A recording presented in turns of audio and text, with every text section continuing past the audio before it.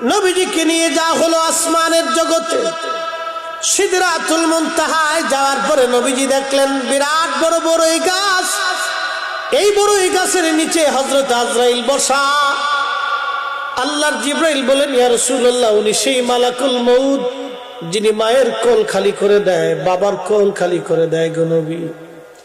উনি সেই লোক যিনি সন্তানকে এতিম বানায়, সন্তানকে তিনি এতিম বানায়। ওনার নাম মালাকুল মউত। উনি সবার সাথে মোলাকাত করবে গো নবী। আল্লাহ নবী ডাক দিয়ে বললেন, আজরাইল করেন কি? বলে, হুজুর এই গাছের নিচে বসে আছি, প্রত্যেকটা গাছের পাতার ভিতরে একজন করে আদম সন্তানের নাম লেখা। নবী গো, কবে মৃত্যু হবে, কবে জন্ম হবে, ভাগ্যে কি আছে পাতার মধ্যে লেখা আছে। কোন দিন